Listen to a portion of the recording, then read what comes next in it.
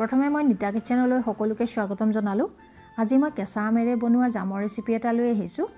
বৰ্তমান সময়ত কেঁচা আম পোৱা যায় আৰু বহুতৰ ঘৰত আমৰ গছও আছে আৰু এই সময়খিনিত বহুতে আমৰ আচাৰ বনাই থৈ দিয়ে। আপোনালোকে আমৰ আচাৰ বনোৱাৰ লগতে জাম বা জেলিও যদি বনাই থৈ দিয়ে আপোনালোকে বহু দিনলৈ খাই থাকিব পাৰিব আৰু খাবলৈও ভাল লাগে আৰু ল'ৰা ছোৱালীয়েও এই জাম বা জেলি খাই খুব ভাল পায়। বনাবলৈ সহজ, আহকচোন কেনেকৈ বনাই চাওঁ।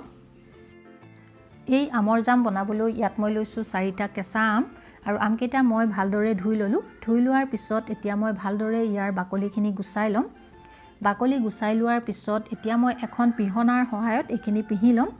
আপোনালোকে ইচ্ছা কৰিলে আমখিনি টুকুৰা টুকুৰকৈ কাটি অকমান সিজাইও ল'ব পাৰে।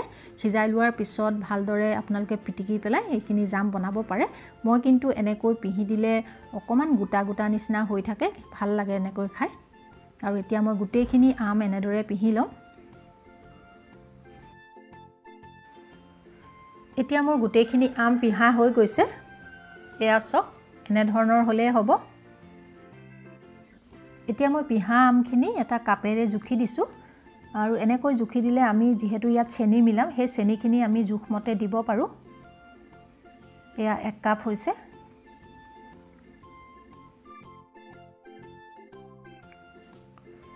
এতিয়া বাকি থকা পিহা আমখিনিও 1 কাপেই হৈছেগে, অকমান কম হৈছে। এতিয়া মই সেই একেটা কাপৰ জুখতে ইয়াতে দিম 1.5 কাপ চেনি। জাম বা জেলি বনালে সদায় চেনিৰ পৰিমাণটো অলপ বেছি দিব লাগে, কাৰণ তেতিয়াহে জাম বা জেলিখিনি খাবলৈ ভাল হয়।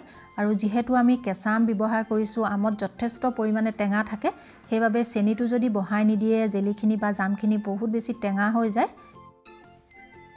এতিয়া চেনিখিনি দিয়া হৈ গ'ল। এতিয়া মই ভালদৰে এইখিনি মিক্স কৰি দিছো আৰু গেছৰ ওপৰত মই এখন কেৰাহী গৰম হ'বলৈ দিছো আৰু এইখিনি মই তাতে দি দিম। গেছৰ জুইটো একেবাৰে কমাই ৰাখিব আৰু এইখিনি খুব ভালদৰে এনেকৈ লৰাই থাকিব লাগিব। যেতিয়া এইখিনি ভালদৰে মিক্স হৈ গৰম হৈ আহিব তেতিয়া দেখিব আপোনালোকে ইয়াৰ পৰা যথেষ্ট পৰিমাণৰ পানী ওলাই আহিব, কাৰণ আমৰ পৰাও পানী ওলাব আৰু চেনিখিনি গলিও পানী ওলাব আৰু দেখিব এনেকুৱা পনীয়া হৈ যাব। কিন্তু লাহে লাহে এইখিনি লৰাই থাকিব লাগিব আৰু যেতিয়ালৈকে ডাঠ নহয় তেতিয়ালৈকে এইখিনি এনেকৈ লৰাই থাকিব লাগিব।